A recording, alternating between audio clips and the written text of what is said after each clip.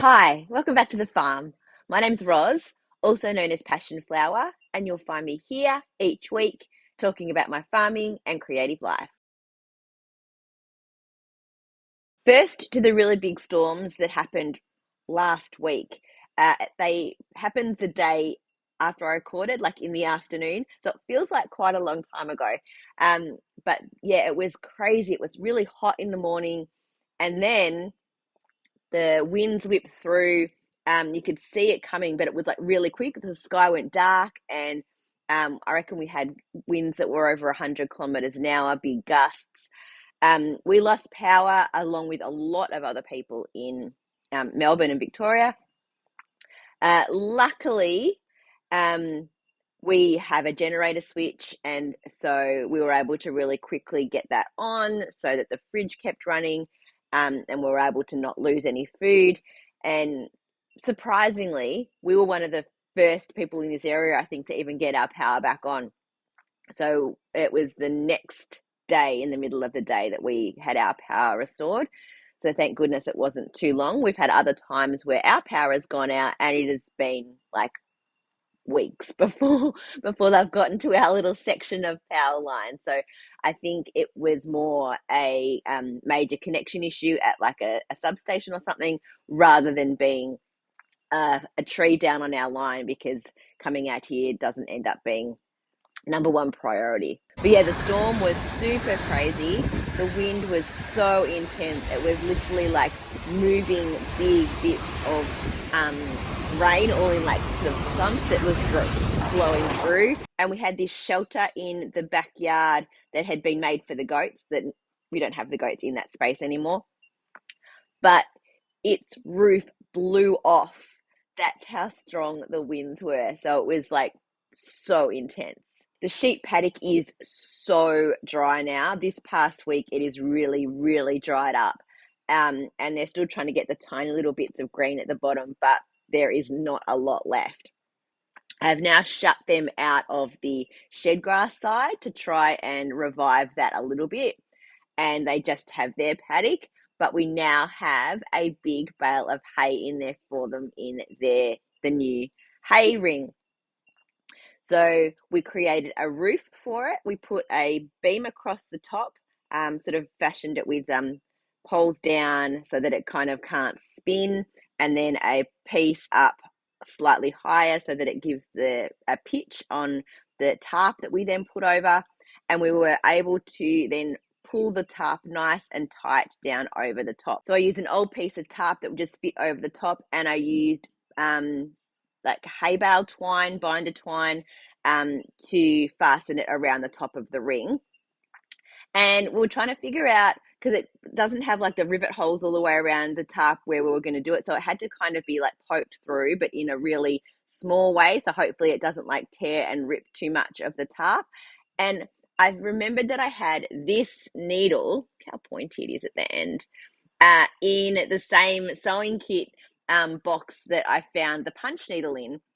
So we're able to thread, it's got quite a big eye, so I was able to thread the twine through the hole, and then use this really sharp tip to be able to pierce the tarp in a very small way and pull it through. So literally sewed the top of the tarp around the ring of the hay feeder, and it's got its pitched roof, pulled nice and tight. So hopefully that will keep the hay dry, and also hopefully it will not get caught in the wind and blow off, and do the job of keeping the hay dry for the sheep. Originally, I'd thought about making like a tin roof to go on, but after those storms, I'm like, that is not even in my realm of thinking, because that could be so dangerous if it gets the wind caught underneath it. Be like a huge dangerous frisbee flying through the air. So some tarp was definitely a better option, and hopefully it will do the job. I may need to get a stronger fabric or replace it if it starts to pull and rip, but we'll see how it goes. When there's a hay bale in there, it probably won't get as much wind underneath, but as they start to eat it down, it might leave like a bit of a tunnel through it that might lift it up a little bit. We'll have to just wait and see how it goes. So the way we constructed the roof is that it's actually permanently attached to the top. So we flipped the ring bale, whatever you feeder thing, onto its side. Then with the tractor, Adam got the forks and was able to just drop the bale over the top of the fence, and then we could flip the whole feeder back over the top of the bale. And to begin with, they were a little bit tentative. Like, I just had the ring feeder in there for a while empty, and that they were used to it. But once I got the hay in it again, they were a bit like, oh, I don't know what this is. But they have decided that it's a good thing, and they've started to eat from it. So I'm really pleased that now they have that big food source in their paddock, and they seem to be quite happy with it now. And something away from the farm this week is that we went to the Matchbox 20 concert at Rod Laver Arena. It is a band that I have loved from the very first album that they put out, and I have been to one of their shows every time they've been to Australia, so it was really great to see them perform live again. And then the following night, they were actually here in the Yarra Valley performing at Rochford, which is not super close, but as the crow flies, it's not all that far away. So it was a beautiful, clear night. The sun was setting, and we could hear the singing so clearly from here. I think partly because I knew all the songs and all the words, but also it was just one of those perfect nights where the sound was carrying really, really well. So I was able to sit on my recliner with my knitting, with the screen door, and watch the sunset and listen to the music. So it was nice to sort of get the concert twice. Last week I mentioned that soon I'll be going on another cruise. This time it is a yarny cruise with the people from Unwind Craft Cafe. And I had a question in the comments asking for a bit more information about it. So it is organised by Unwind Craft Cafe. I think the best way to contact them now will be through their Facebook page, which is, or Facebook group, which is called Unwind and Connect. I'll put a link below. You can then sign up for their newsletter, which will give you all of the information when they are running new events. I went on one of their cruises last year, the start of the year, to South Australia. It's not like a full yarn cruise, like everyone on the cruise is a yarny person. They just book a group and organise it that way. And they've been using Princess Cruises, and I think that they will be using a Virgin Voyages cruise coming up in 2025 as well. So basically, it's just a group of people. We meet on the first day and we get a goodie bag, and we have a spot where we sort of every day choose to sit and knit together, and then dinners are booked together, and then you can go off and do your own excursions. There is then when we go to like a main city or whatever as one of the ports of call, we all can go together to some yarn stores. So it's a really good mix of being social and meeting new people, and being able to just sit and craft with other people or by yourself. It's really flexible. I found the first one so fun and great, and that's sort of how I ended up choosing a cruise for my family for Christmas, because I enjoyed the cruise as an unwind person. And when I was on the last one, I booked this one. And I'm really looking forward to the chance to get away and sit and craft and share my craft with other people. So they'll be organising other events. They do sort of sit and chat kind of nights.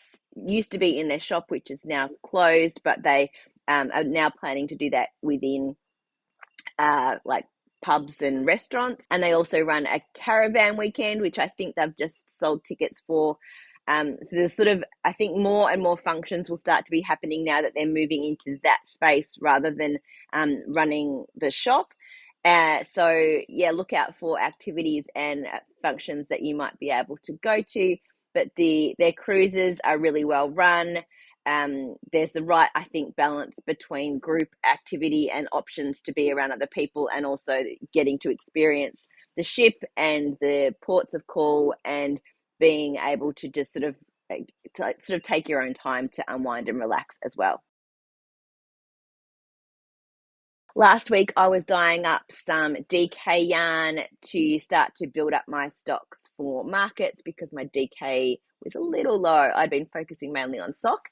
So I did 4 colours last week, and I've done a few more colours that are just in the pots. And as soon as I'm done here, they will be rinsed and hung to dry.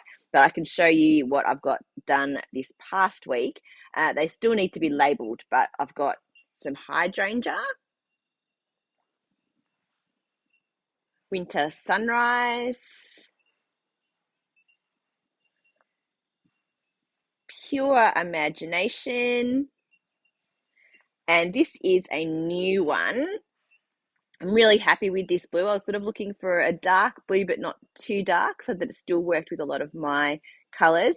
And this one I'm calling Old Tractor because it looks very much like the color of our old tractor, and I can pop in a photo of the tractor here. So that's those, and I'm working on some more. These are not going to be listed on the website just yet because I am looking to build up my stocks for markets, and I've got another little collab project going that I can't talk about just yet, but when I have more details, I can share that with you too. My yarn delivery has arrived, so I do now have the sport weight yarn that I talked about last week. So after I finish this DK batch, I'm probably going to start dyeing up some sport weight in some colors that I can imagine would be really great for jumpers and sweaters and cardigans. So when I have some of that dyed up, I'll be ready to show you that as well. I think I told you this last week, I have ordered a 10 ply to try out. So let me show you the bear yarn.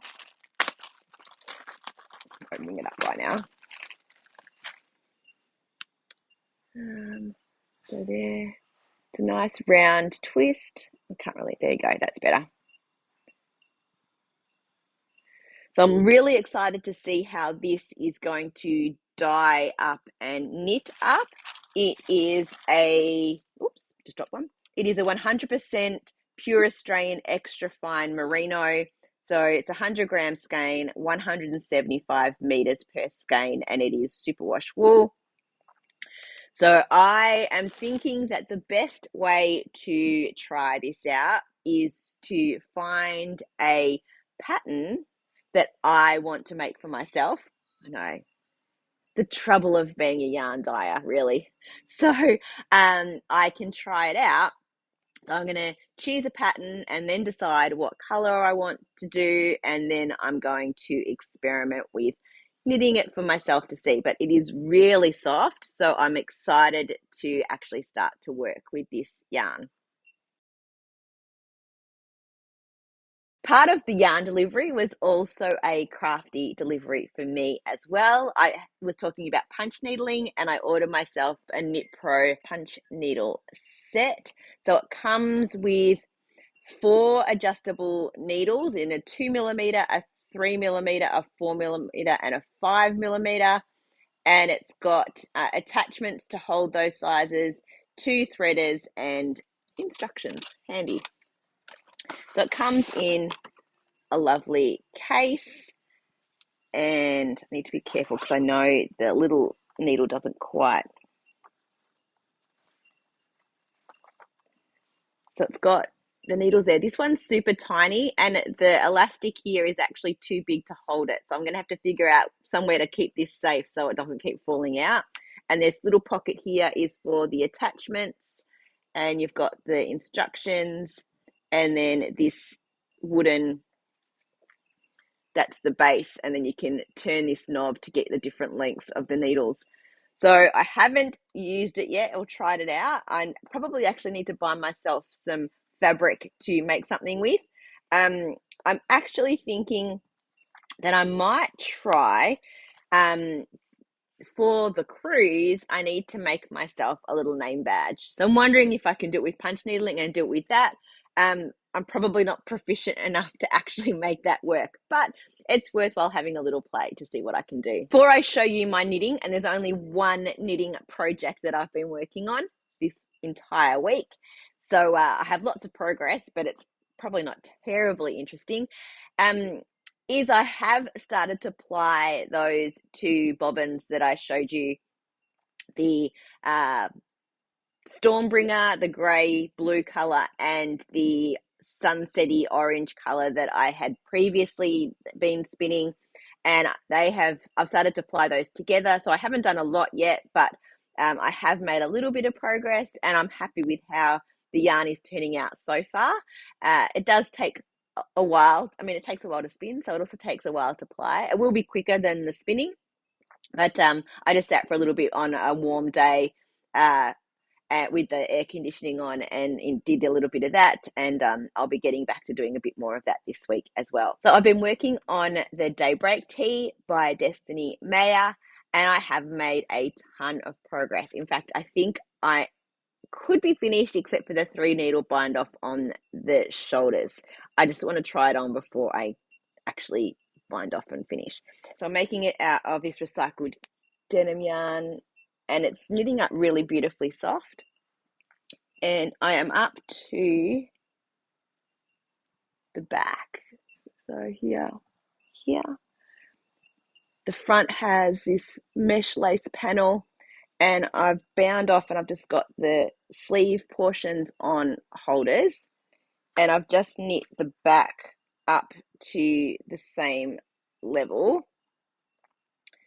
But I just want to double check that it's actually going to be the right size for the armholes. So I'm going to connect the cables on either side with some clip markers, and I'm going to try it on, and maybe I'll add a little bit more length. I've got the ball still attached to both ends, so I should be able to then just continue adding length if I need to, just for a little bit. Because I always find that from my shoulder to my underarm is bigger than the patterns often call for. So we'll just try it on and see, but it's looking really nice. And I'm surprised, I actually have quite a lot left. This is only the second ball, and I thought it was going to need 3. So I might be able to make a second one. Well, that's it for another week. Thanks for spending some time with me. If you're enjoying these videos, please give me a thumbs up and subscribe to my channel. I look forward to seeing you next week on the farm. Bye.